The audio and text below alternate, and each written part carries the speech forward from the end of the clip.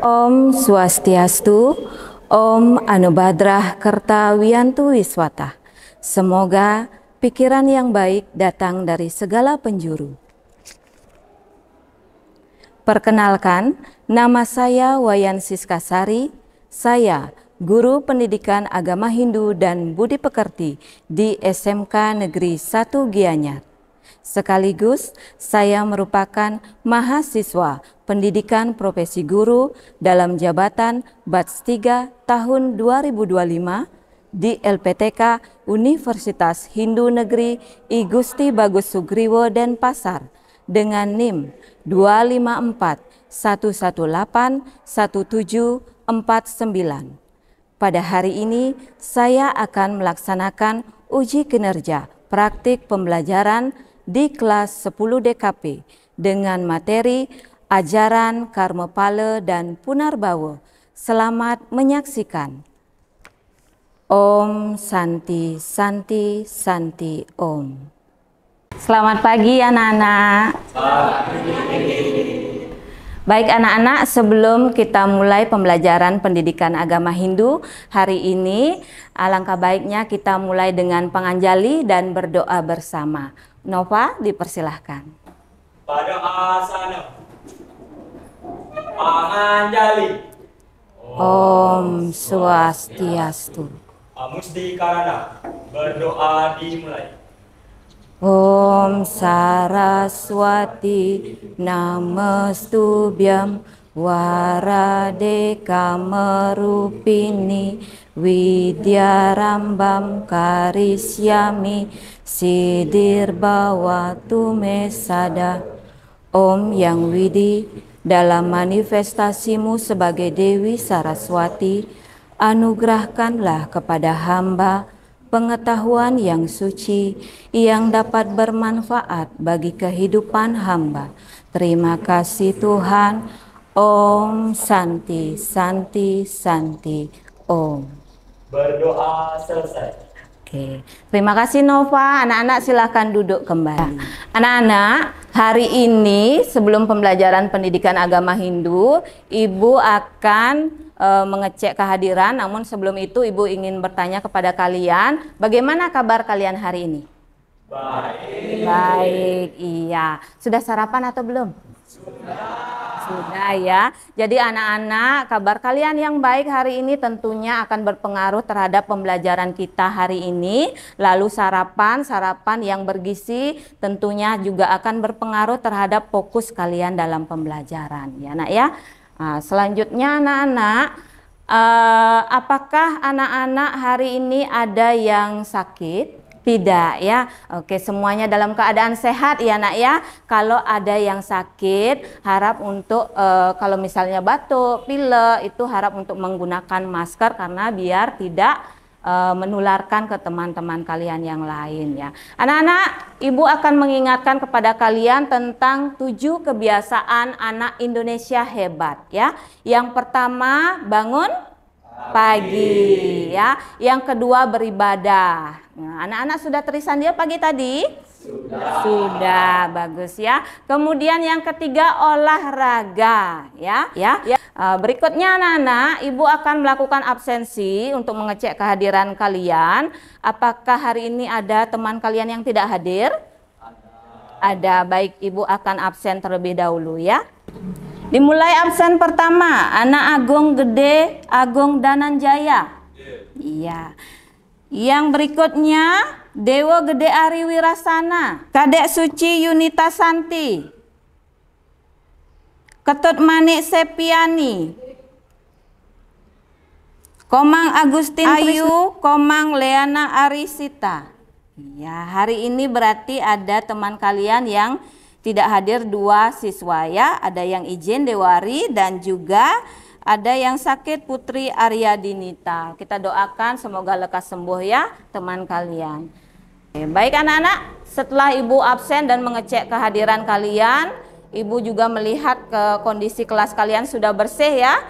Sudah melaksanakan kebersihan berarti tadi pagi ya semuanya. Oke, karena kebersihan, kenyamanan dari kelas kalian itu akan berpengaruh terhadap semangat belajar kalian ya. Selanjutnya anak-anak, sebelum kita masuk ke materi ya, sebelum kita masuk ke materi kita gerak-gerak dulu ya, gerak-gerak kecil dulu ya. Anak-anak mungkin tidak asing dengan ice breaking pacu jalur ini, tahu nggak?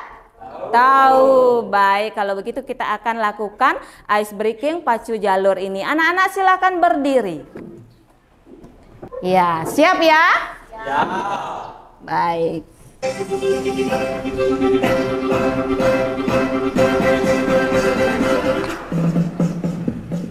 Iya, lebih semangat lagi.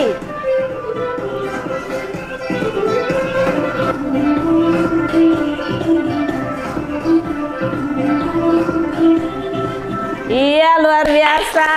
Hari ini semangatnya ya anak-anak ya. Oke.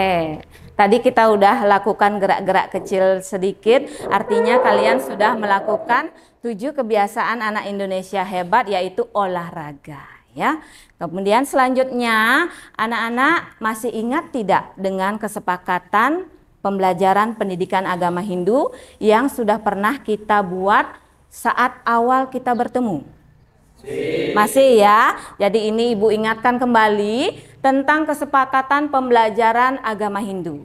Yang pertama, mengamalkan ajaran Trikaya Parisuddha, yaitu selama pembelajaran pendidikan agama Hindu, Ibu harapkan anak-anak selalu berpikir yang baik, kemudian berkata yang baik dan sopan, dan juga bertingkah laku yang baik dan sopan ya. Kemudian yang kedua, anak-anak harus disiplin waktu ya. Jadi siswa harus berada di kelas tepat waktu, kemudian juga membawa peralatan yang diperlukan saat pembelajaran agama Hindu ya. Setelah kalian Ibu mengingatkan tentang kesepakatan pembelajaran agama Hindu yang sudah kita sepakati, Ibu akan lanjut melaksanakan yang namanya asesmen diagnostik non kognitif ya. Anak-anak perhatikan di layar ya anak-anak ya. Nah, coba anak-anak amati lingkungan sekitar anak-anak ya. Kemudian pilih salah satu emoji yang ada di layar ini yang mewakili perasaan anak-anak saat ini ya. Emoji yang pertama, yang A, itu kelihatannya lagi bingung ya. Iya. Yang B ini kenapa ya? Sedih. Sedih ya. Yang C? Senang. Senang, bahagia, happy. Nah, pertanyaannya sekarang, bagaimana? Yang mana yang mewakili perasaan anak-anak saat ini? A, B, atau C? C? Semuanya C? Ya. Iya, luar biasa ya. Jadi semuanya dalam keadaan yang senang, happy ya. Jadi tentunya akan lebih membuat pembelajaran hari ini lebih bermakna dan lebih menyenangkan ya. Kemudian yang berikutnya ya, berikan pendapat semangat belajar. Iya, luar biasa sekali, beri tepuk tangan untuk Galo ya. Iya, benar sekali ya anak-anak. Jadi kondisi lingkungan yang bersih tentu akan sangat berdampak terhadap semangat belajar kalian. Kenapa? Karena kalau kondisi dari kelas kalian atau lingkungan belajar kalian itu bersih, maka tentu kalian akan lebih semangat dan lebih konsentrasi belajar. Begitu juga sebaliknya, kalau kelas kalian kotor, banyak sampah. Ketiga, apa saja yang dapat anak-anak lakukan untuk menciptakan kenyamanan lingkungan belajar di sekolah? Silakan yang bisa berpendapat. Iya, Wisnu silakan. Baik, yang bisa saya lakukan untuk menciptakan kenyamanan lingkungan belajar di sekolah adalah dengan cara belajar yang tertib dan tidak ribut. Iya, betul sekali ya. Salah satunya benar yang dikatakan oleh Wisnu, dengan cara belajar yang tertib dan tidak ribut saat guru menjelaskan. Setelah asesmen diagnostik Ibu laksanakan, kita lanjut ke berikutnya ya. Anak-anak, hari ini kita akan membahas tentang ajaran Karma Pala dan Punarbawa sebagai upaya meningkatkan kualitas diri kita, ya. Itu adalah materi kita hari ini. Nah, sebelum lanjut kita membahas tentang materi, ya, Ibu akan menginformasikan tujuan dari pembelajaran kita pada hari ini, ya. Yang pertama, peserta didik mampu menjelaskan pengertian Karmapala dan Punarbawa, ya. Kemudian yang kedua, peserta didik mampu menjelaskan jenis-jenis Karmapala berdasarkan masa kehidupannya, ya. Kemudian yang ketiga, peserta didik mampu menganalisis sebab-sebab terjadinya Punarbawa dengan baik, ya. Itu adalah tujuan pembelajaran kita hari ini. Harapan Ibu semoga kalian semua bisa mencapai tujuan dari pembelajaran kita hari ini, ya. Oke, selanjutnya ada pertanyaan pemantik yang akan Ibu berikan kepada kalian. Yang bisa menjawab silakan dijawab. Untuk yang pertama, pernahkah mendengar kata Karmapala dan Punarbawa? Pernah, ya, rata-rata sudah pernah mendengar kata Karmapala dan Punarbawa karena kata ini tentu tidak asing lagi di telinga kalian. Ya, silakan Anggi. Ketika mendengar Karmapala, yang terlintas dari pikiran saya adalah karena adanya hukum karma. Iya, betul sekali. Beri tepuk tangan untuk Anggi. Ya, luar biasa sekali, ya. Anggi menjawab tadi bahwa Karmapala itu adalah hasil dari perbuatan atau hukum dari sebab dan akibat, ya. Sedangkan Punarbawa adalah kelahiran yang berulang-ulang, ya. Nah, untuk lebih lanjutnya, sebelum kalian lebih lanjut membahas mendalam tentang materi, Ibu ada kisah tentang Dewi Amba Ibu suguhkan dalam bentuk video. Anak-anak silahkan menyimak dengan baik. Lalu misalnya ada poin penting atau kisah-kisah yang memang ada hubungannya dengan Karmapala, itu tolong dicatat, ya Nak, ya. Dicatat untuk sebagai pembelajaran kalian di rumah nanti lebih lanjut, ya. Baiklah anak-anak, mari kita menyimak kisah dari video Dewi Amba yang berkaitan dengan ajaran Karmapala dan Punarbawa.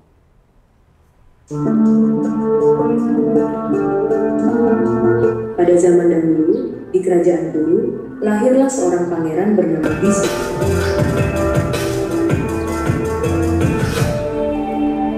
Oke, ya anak-anak, itu tadi kisah tentang Dewi Amba, ya. Selanjutnya tentang kisah tadi. Kisah tadi termasuk di dalam kisah apa, anak-anak? Dengan bertanya kepada kalian, kira-kira, ya, apa hubungan dari kisah tadi dengan materi yang akan kita pelajari hari ini? Siapa yang bisa menjawab? Analisis dari Suci tentang hubungan dari kisah Dewi Amba ini dengan materi yang akan kita pelajari pada hari ini sangat-sangat luar biasa, ya, tepat sekali. Kenapa? Karena memang benar kisah Dewi Amba ini berkaitan dengan ajaran Karmapala dan Punarbawa. Dalam kisah Dewi Amba ini diceritakan tentang bagaimana proses karma. Definisikan Karmapala itu adalah hasil dari perbuatan atau hukum sebab akibatnya. Lebih detail lagi kita bisa deskripsikan bahwa Karmapala itu adalah hukum sebab akibat dalam ajaran agama Hindu yang menjelaskan konsekuensi dari setiap tindakan kita, ya. Jadi setiap tindakan kita akan ada hasil, akan ada konsekuensinya, akan ada buahnya, ya. Seperti halnya ketika kalian menanam pohon mangga, tentu hasilnya adalah buah mangga. Tidak mungkin kan, ya, hasilnya jadi tomat, ya. Iya, betul sekali. Jadi apa yang kita lakukan itu juga yang akan kita hasilkan. Perbuatan baik yang kita lakukan, maka hasilnya juga adalah kebaikan, ya. Oke, berikutnya Ibu akan sedikit menjelaskan tentang jenis-jenis Karmapala sesuai dengan masa kehidupannya, ya. Nah, jadi sesuai dengan masa kehidupan, jenis-jenis Karmapala itu ada berapa?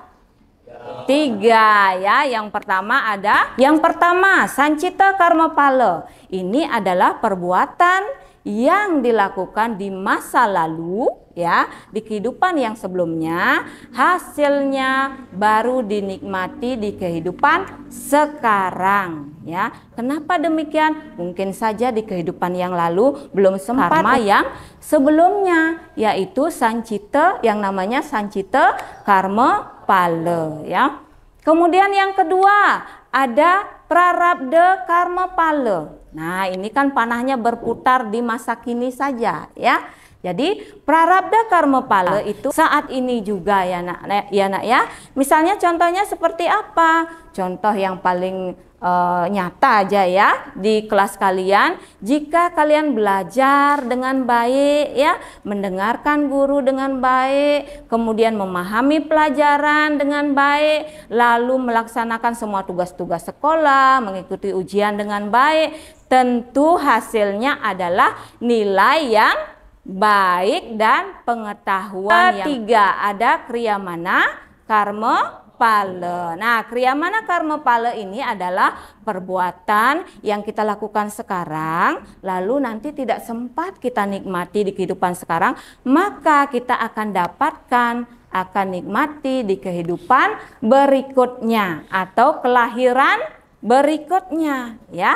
Berarti di sini sudah ada ya hubungan antara karma pala dan punarbawa ya. Sifat umum dari karma pala bersifat abadi ya, kemudian juga berlaku sepanjang masa ya.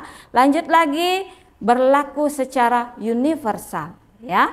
Kemudian bersifat seorang pejabat, presiden, pemerintah, pegawai dan lain sebagainya, semuanya secara adil akan menerima hasil dari perbuatannya ya. Sebuah video pembelajaran, mohon anak-anak menyimak dengan baik ya. Lalu jika ada poin-poin penting, kemudian istilah-istilah penting, silahkan dicatat ya anak ya. Silahkan disimak anak-anak. Hai teman-teman, berjumpa kembali dengan kami. Demikian materi pendidikan agama Hindu dan budi pekerti. Semoga bermanfaat ya. Mari kita akhiri dengan para Santi. Om Shanti Shanti. Iya, itu tadi ya pembahasan tentang punarbawa ya. Konsep dari punarbawa, sebab akibat terjadinya punarbawa, serta di dalam video tersebut juga dijelaskan tentang konsep dari surga Cyuta dan neraka Cyuta ya. Anak-anak, dari video tadi kira-kira ya, ada nggak dari kalian yang bisa untuk menyimpulkan apa sih isi dari video tadi? Silahkan yang bisa. Ya. Silahkan Suci. Iya. Menjawab, kesimpulan saya tentang video tersebut adalah dalam ajaran agama Hindu, punarbawa dan karma pala adalah dua hal terjadinya punarbawa dalam hidup ini. Iya, betul sekali, luar biasa. Beri tepuk tangan buat Suci ya. Jadi anak-anak, di sini Ibu akan menjelaskan sedikit tentang punarbawa itu, lebih menegaskan lagi ya, bahwa punarbawa itu adalah proses kelahiran kembali, yaitu moksatam jagadita yaca iti dharma ya, kelepasan yang secara rohani maupun secara jasmani ya. Kemudian lanjut ya nak ya, kegiatan berikutnya yaitu kalian akan Ibu berikan aktivitas untuk diskusi kelompok ya. Diskusi kelompoknya Ibu akan bagikan nanti LKPD-nya. Sebelum itu Ibu akan jelaskan dulu bagaimana peraturannya. Yang pertama yaitu kalian bentuk dulu kelompoknya yang terdiri dari 4 sampai 5 siswa ya. Kemudian berikutnya setiap kelompok mengerjakan lembar kerja sesuai dengan petunjuk pengerjaan yang tercantum dalam LKPD yang akan Ibu bagikan ya, hasil dari diskusi kalian. Bisa dipahami? Baik, sekarang kita mulai dengan membagi kelompok atau membentuk kelompok. Silahkan anak-anak membentuk kelompok. Jadi dari sana karma, lalu samsara, lalu punarbawa dan moksa. Ya, silahkan anak-anak sekarang untuk berdiskusi. Sebelum itu Ibu akan bagikan dulu lembar kerja peserta didik ya. Ya, silahkan Nak ya. Ya, Yudiandana silahkan.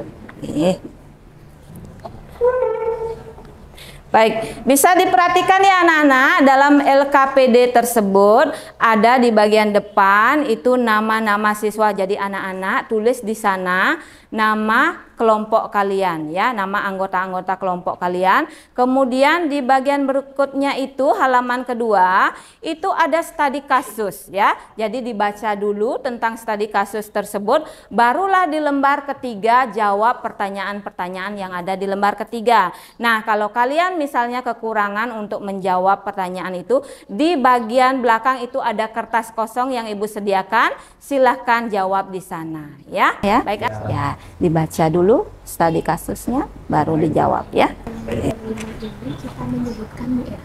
Yang nomor 5 pelajaran. Iya, betul sekali. Iya, untuk moksanya bisa di awal dulu karena sesuai dengan nama kelompok kalian kan ya.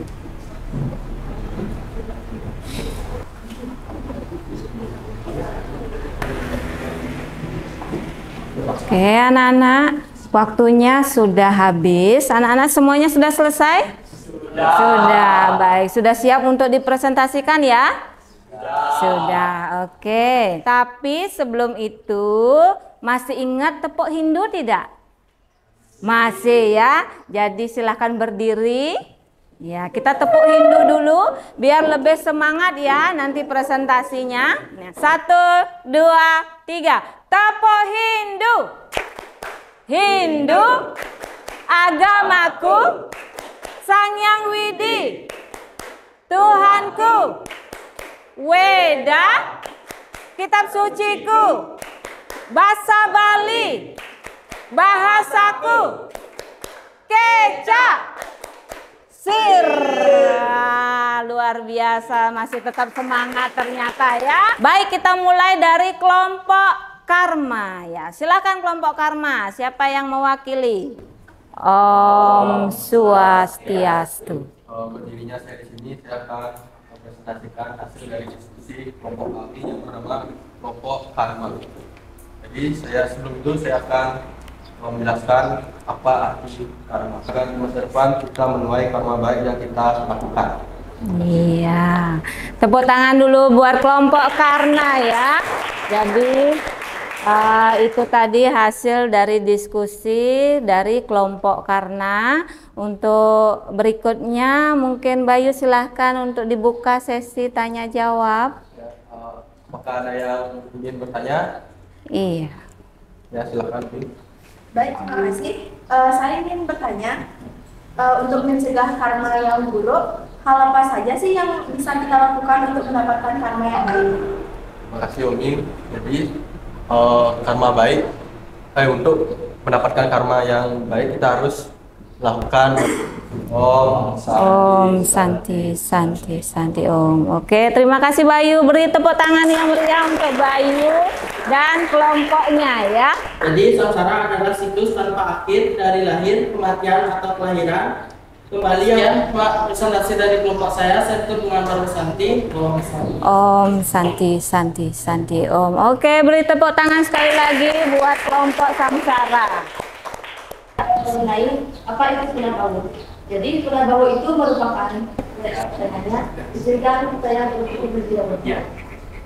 Iya, baik, Ibu akan membantu ya. Kapan punarbawa itu akan berhenti? Saat atman kita sudah tidak terikat lagi oleh keterikatan duniawi atau sudah memiliki kesadaran yang tinggi. Saat itulah atman akan mencapai yang namanya moksa, yaitu menyatu dengan Brahman. Ya, oke, silakan. Om Santi Om. Beri tepuk tangan untuk kelompok dari kelompok punarbawa. Ya, selanjutnya kelompok moksa, silakan.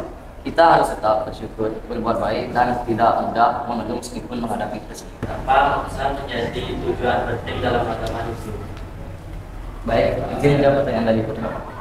Moksa penting dalam agama Hindu sebagai tujuan akhir kehidupan karena melembangkan Om Santi Santi Santi Om. Oke, beri tepuk tangan untuk kelompok Moksa ya. Iya, anak-anak luar biasa sekali kalian ya, presentasi hari ini, hasil dari diskusi kalian semuanya luar biasa, anak-anak semuanya hebat ya.